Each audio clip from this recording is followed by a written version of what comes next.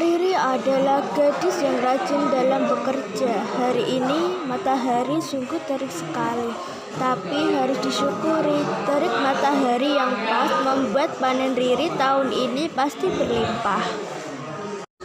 Si Doli, pemuda cakal yang merupakan kekasih Riri. Doli membawakan bekal makan siang untuk Riri. Doli membicarakan kalau mereka sudah saling kenal dan tujuannya menikah. Demi mewujudkan mimpinya, Doli meminta izin kepada Riri untuk pergi merantau. Riri mengizinkan abang untuk pergi merantau. Apapun yang dilakukan abang pasti terbaik untuk kita. Berjanjilah, abang akan segera kembali. Aku percaya pada abang. Doli berjanji akan segera kembali dan membawa segebok uang. Danau Toba dan batu-batu di sini akan menjadi saksinya. Hahaha. Hari-hari terus berganti, tak terasa sudah hampir 1 tahun Doli pergi dari desa. Selama Doli pergi, Riri menjalani hari-harinya seperti biasa dan setia menunggu Doli. Namun, keadaan tidak berjalan seperti harapan Riri. Ayah Riri pergi memancing. Sesampainya di tempat memancing, ayahnya mendapatkan ikan yang banyak dan bisa membawa pulang banyak uang. Uangku hari ini banyak, sepertinya akan lebih banyak jika aku menang berjudi. Aduh, lagi-lagi aku kalah berjudi, padahal hampir saja aku menang. Seorang besar berkata kepada ayah Riri, "Kamu kalah lagi, serahkan padaku uangmu, jangan harap kau bisa berhutang lagi. Lunasi semua hutangmu sekarang juga. Jika kau tidak punya uang, kau boleh membayarnya dengan putrimu. Nikahkan putri cantik dengan anakku, aku akan anggap semua hutangmu sudah lunas." Bagaimana ini nasibku? Aku sebenarnya tidak tega jika harus mengorbankan Riri, tapi aku tidak punya jalan lain. Pada malam harinya, sang ayah bermaksud untuk membujuk Riri dan ibu.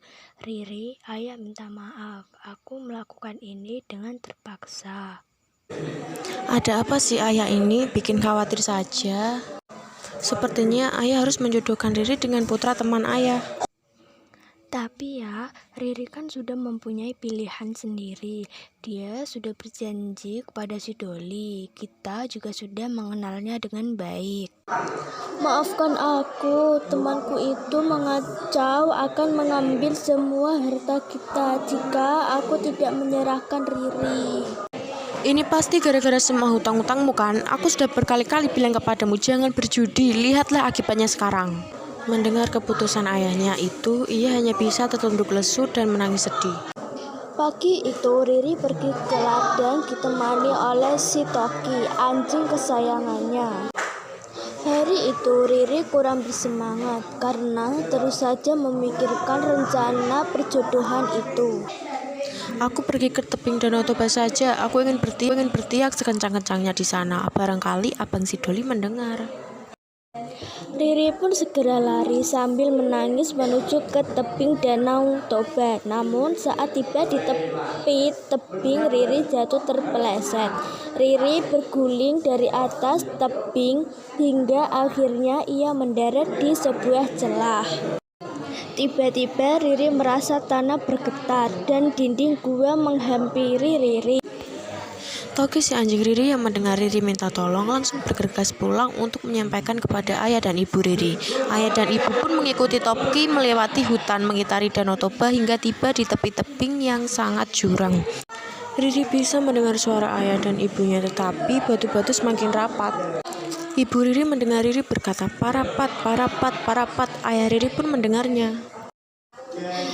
Tiba-tiba guncangan hebat terjadi. Batu-batu tebing itu terus saja merapat badan Riri. Dari himpitan itu muncullah batu yang menyerupai sesosok wanita.